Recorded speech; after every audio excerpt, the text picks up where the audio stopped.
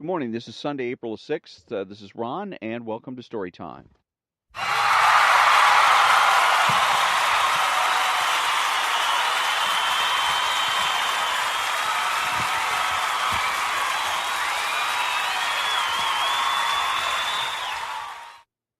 Okay, so this is Story Time. It's a show basically where um, we get into the issue of what can one do.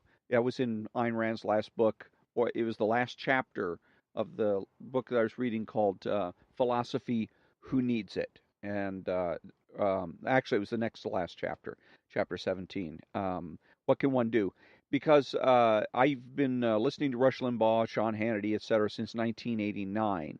And one of frequently the things that I hear from the listeners that call in to these shows is they ask the question, what can I do? And the answer has always been given, vote. And so basically, Sean Hannity and Rush Limbaugh are saying there's nothing you can do except for once every 2 years. And that's because they erroneously believe that it is politics that shapes our culture instead of the other way around. I know that the truth is that it is culture that's what's most important, and that is something that you and I can affect each and every day. So that's what the show is about. And it is aimed to the butchers, the bakers, and the candlestick makers. It's not a show that's here to try to impress the professionals, the lawyers, the philosophers, the doctors, etc. So, and I was listening this morning to, there's a variety of conservative or right wing radio shows that I listen to. Again, it's kind of getting on my nerves because it just ends up making me mad. I end up driving around at town, flipping people off, and just being a generally, an irritable kind of a guy because of it. So, but I was listening this morning to a show by a guy named Joe Pags. I think I can't pronounce his last name as it's actually pronounced. He just refers to himself as Joe Pags, and I don't pick up his show on the week during the weekdays, only on the weekends. Actually, only on Sunday. So I'm listening to it on Sunday today. This morning it was around 4:30 in the morning, and he's talking about and discussing or editorializing about the Boy Scouts. And the Boy Scouts recently went ahead and decided that they were going to go ahead and change the name of the organization from the Boy Scouts to simply the Scouts. And apparently, the reason for doing this is because they're planning on letting girls into the organization. Now, this is well. Anyways, let me get back to Joe Pags. So Joe Pags is basically analyzing this and saying what motivates it and why it's right or wrong, etc., and going on a long diatribe about it. And Joe Pags is wasting his time, and he's wasting his time because the Boy Scouts have already made up their mind. They didn't come out and say we're thinking about doing this and we're looking for the public to weigh in on this decision or potential decision and give us some feedback on whether or not they like it. The Boy Scouts simply made the decision. It is now a fait accompli, and it's just a matter of time before this decision is implemented. So Joe is again, so he's wasting time. What he should be upset about and arguing about is the fact that the Boy Scouts didn't bother to talk to the general public and run it past us and see what people think about the change of the name of the Boy Scouts. So the other part of this that is where Joe Pags is missing is the idea that this is another case where the presumption is made for change instead of making the presumption for the status quo. The Boy Scouts as an organization have been the Boy Scouts for maybe 100 years, maybe longer. But even if they'd been the Boy Scouts for one day, that's the name of the organization. The question is, why change? And there's no answer to that. The liberals always approach it, and this is the reason that they win constantly, is because they approach the argument from the standpoint, why not change? They put their opponents in the untenable position of trying to prove a negative. And if you're not aware of what they're doing, that's exactly what you're going to try to do. And you're going to fail.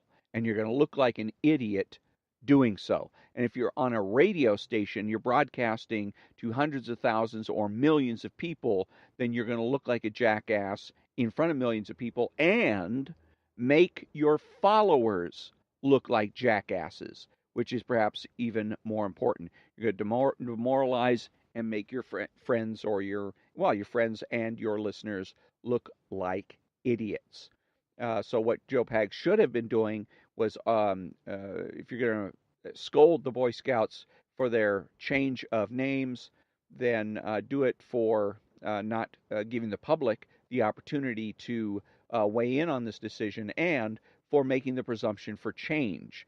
That the Boy Scouts should have made the presumption for the status quo and asked why. Why should we change the name of the organization? As with everything else in the Boy Scouts, that where the changes have been coming, is having deciding to put in gay scoutmasters, or allowing gay boys to get into the Boy Scouts. Some of those decisions that have been made. The first question is always why. Why should we do it differently? You're looking for a prima facie case for change, and I don't see it, frankly. If the Boy Scouts was or were a governmental organization, an organization that was run by state, local, or federal government, that's different. Then there is a prima facie case, because the government and the people in it are supposed to represent everybody. And to go ahead and exclude any group of citizens is a bad idea on its face. Same way Jim Crow used to be.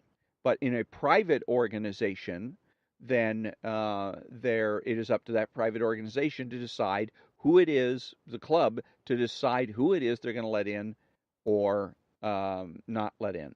So it's my argument, again, is not so much with the results of the decision as to whether or not women should or shouldn't get in, but how the decision was made. Did there's a certain psychological sense of inevitability when you have the left deciding to create change, when they want to reform something or somebody. There's a sense of doom. You have a sense that I don't know why I bother to fight. There's no way I'm going to win this, and it's exactly the way they want you to feel. But it's a psychological ploy, and it can be beaten. And the way you beat it is with the intellectual side. You go ahead, make the presumption for the status quo. When the left comes to you, whether it's somebody in the news, whether it's a famous person, or one of your siblings, one of your family members, a coworker, or a complete stranger that comes to you and says, hey, why not change? Then your job is to say, why? Why change? And to stay on that until that person gives you a rational, reasonable answer. Because you got to remember, I'm not opposed to change at all. I'm as willing to change as the next guy, but I'm going to do so reasonably, rationally, and when I'm presented with a reasonable, rational case for change, not when I am psychologically bullied and intimidated to do so. Okay, when I come back, I'm going to do a little analysis and critique of Rush Limbaugh's show, and we'll see you in a minute.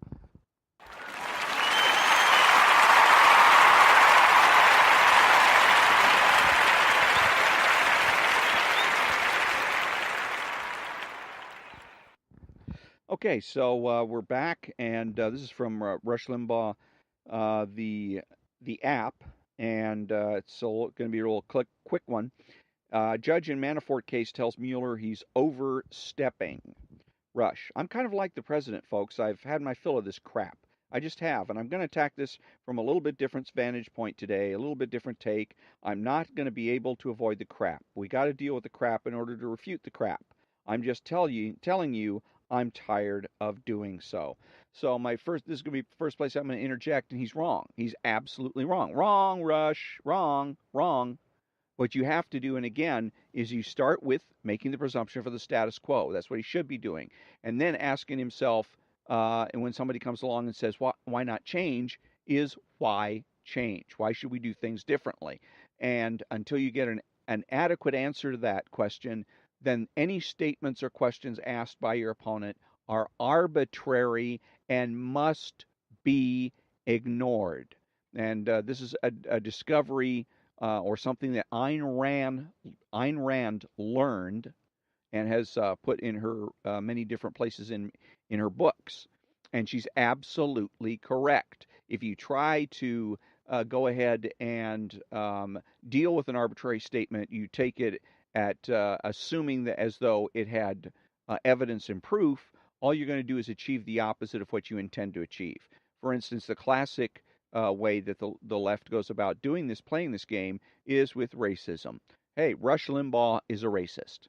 They leave it at that. And what they're doing is trying to bait Rush Limbaugh into trying to refute an argument or a position or a point that hasn't been made. Because if you just come out and say so and so is a racist, that's an arbitrary statement. There's no evidence, no proof.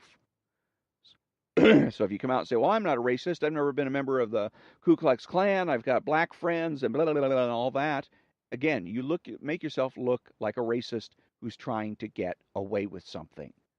Okay? So you have to, you can address it. You can say, okay, well, so-and-so called me a racist. It's an arbitrary statement, and I intend to ignore it. That's fine, because if you're like Rush Limbaugh and you got millions of listeners, those millions of listeners are waiting for you to respond to every little thing that goes down the pike. So to come out and say, look, it's an arbitrary statement, I'm not going to bother with it. That way, again, you stay consistent, you with your own principles, with reality, as a matter of fact, and you are going to be able to make your followers feel better and look better. Whereas if you go out and try to refute something that hasn't been proved, not only do you make yourself look bad, you're going to end up making your followers look bad. Because if you make yourself out to look like a racist, then all the people that are listening to the show are going to wonder, should I be listening to this? When am I going to get somebody that's going to question me about, hey, do you listen to Rush Limbaugh, that racist? Kind of a thing. So he should be, again, addressing these issues. If there's evidence, the proper way, if somebody was going to call somebody a racist, is say, well, so-and-so's a racist because I got pictures of them attending a Ku Klux Klan rally. Okay, now we have some evidence that you can deal with. You can try to ascertain. Now, if there's no, if that evidence won't be produced, if all they say is, I've got pictures, but they refuse to produce the pictures or give any details about where, when, and how those pictures came to be, then it's still an arbitrary statement. But if there are details, if the pictures can be shown, then you can, again, refute them. Well, this happened on such and such a date. Well, I wasn't there because I was somewhere else. I was in Europe on a vacation, or I was playing golf with my friends, or whatever. Because now you have something, the possibility of actually refuting the charge against you. So that's the way he should be doing it. Here we go. Again, back to Rush. I'm tired of having to deal with it. These people are really ticking me off. All of this has been a slow build. I start from a vantage point of already being ticked off, but I'll tell you where I'm coming down. I actually believe that the media, and of course it's a subsidiary, the Democrat Party, I think they're actually hurting themselves, and they're totally unaware of it. When I say hurting themselves, I'm talking about in future elections. Some of you are going to be reluctant to accept that because if you turn on any news at all, you can't help. If you get immersed, you're overwhelmed. You cannot escape the crap. You simply can't escape it. But I think a lot of people are. I think a lot of people are escaping it by tuning it out, not paying attention to it, or else getting really ticked off themselves about it. But I don't believe that all of this garbage in the news every day now, like I said yesterday, every couple of days is something else new. Now it's Stormy Daniels. Last week it was something else. Next week it will be something else. And every one of these events, whatever it is treated as though this is it. This is the silver bullet. Now we've got him. So again, as far as a lot of this stuff can end and end fairly quickly. First of all, one of the mistakes that Rush Limbaugh makes is that he promotes the very people he is claiming that is hurting this country and creating all the crap, the crap mongers, and that is CNN and CNBC and MSNBC, because he quotes them. He'll get on his show and say, Don Lemon from CNN on his show said this, and very often Mr. Limbaugh will provide a clip. He's promoting the show. Here's an idea, Mr. Limbaugh. If you want the crap to stop, quit promoting the damn show.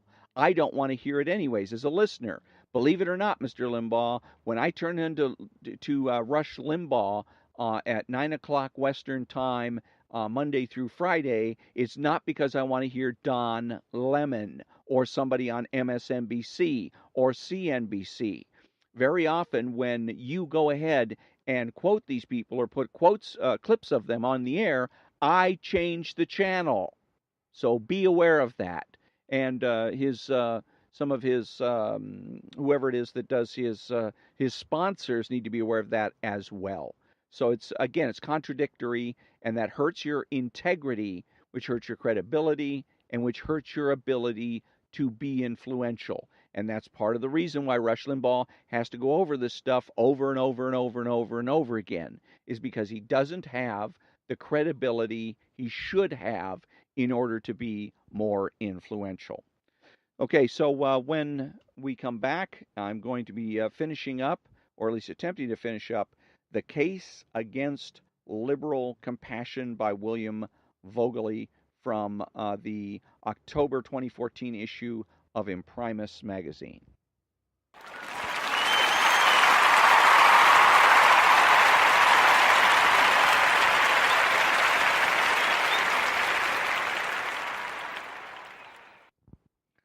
Okay, we're back, and so this part is called Indifference to Waste and Failure. All conservatives are painfully aware that liberal activists and publicists have successfully weaponized compassion. I am a liberal, public radio host, Garrison Keillor wrote in 2004, and liberalism is the politics of kindness. Kindness covers all of my political beliefs, said President Obama.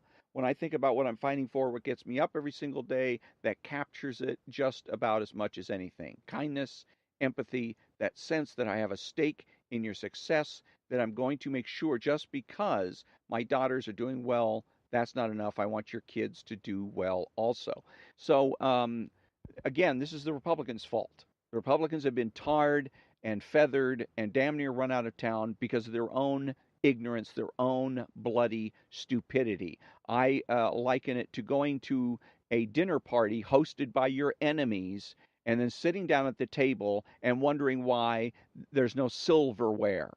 Okay, now I'm having to eat with my hands and slurp my soup out of the bowl, and then all of my enemies are snickering at me, pointing at me, and calling me a troglodyte. Well, if I wasn't stupid enough to go to a dinner party hosted by my enemies in the first place, much less expect them to treat me civilly, then I wouldn't be going through this. Another way of looking at it is, if you let your enemies make your bed, don't be surprised if it's been short-sheeted.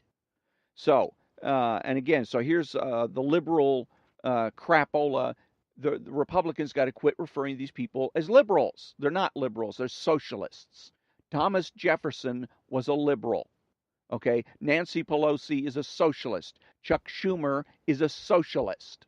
That's what they are, because that's how they act. Doesn't matter how they identify themselves, because that's a cute little dodge. Somebody says, well, you're a communist, a socialist. They can say, well, no, I don't identify with socialism or communism. BS. You promote it, that's what you are. So the classic example is the word progressive. And how many times I will hear Rush Limbaugh or Sean Hannity refer to people as progressives, political opponents. So-and-so's a progressive, or the progressive point on this, and I want to barf. Okay, because they're making the biggest mistake in the world. You idiot, you moron. What do you think that makes you? If you concede the point that your political enemies are progressive and you oppose those enemies, where does that put you? Right, regressive. You're a troglodyte. You're a caveman. You want to take everybody back to the Stone Age. So here's an idea. Quit referring to them as progressives. Start referring to them as what they really are. Crowleyists. Crolyists. As in Herbert Crowley. who was supposed to be the grandfather of the quote progressive unquote movement in this country, wrote a book back in the early 1900s called The Promise of American Life, in which he denigrated the Constitution, saying that it was outdated for an urban society and that the government needed to get involved in the economy in order to fulfill the promise of American life, which he fantasized was the ever increasing prosperity. Okay, so that my children would make more money than I did, and their children would do better than they, etc. The only problem with all this crap is that it doesn't exist. It's just a left wing socialist fantasy. Okay, so quit shooting yourselves in the foot, Republicans, conservatives. Okay, start getting smart, listening to what's being said, and when it's wrong, call it wrong. Quit referring to your opponents as liberals and progressives, and start referring to them in what they really are: socialists and Croleyists. Okay, when we come back, it's going to be some jokes from the New York City Cab Drivers Joke Book.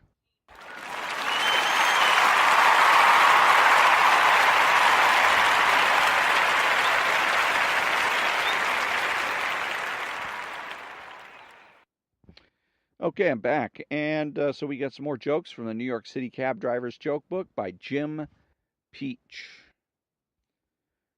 Two men, both 1 year away from retirement, are working on an assembly line.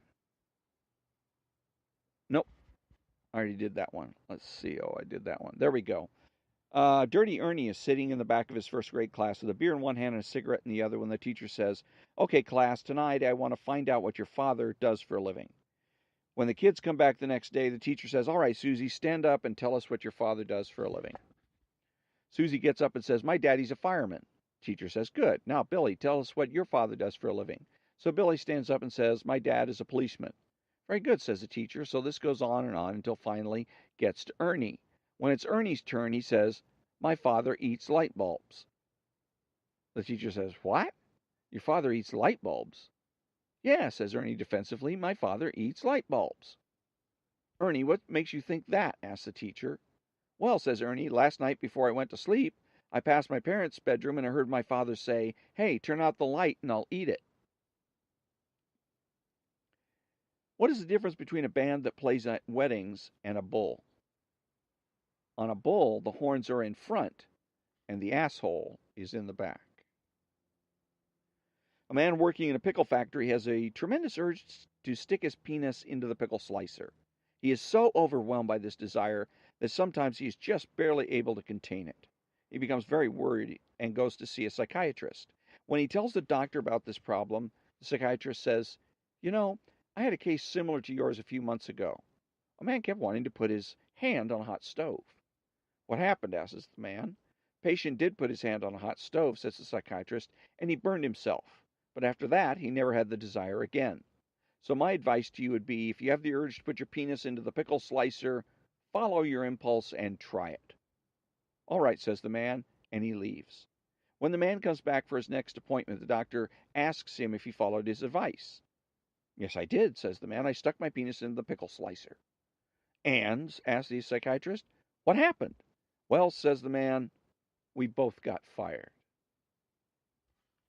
And that's the end of this episode of Story Time. Thank you very much for listening, and have a great day.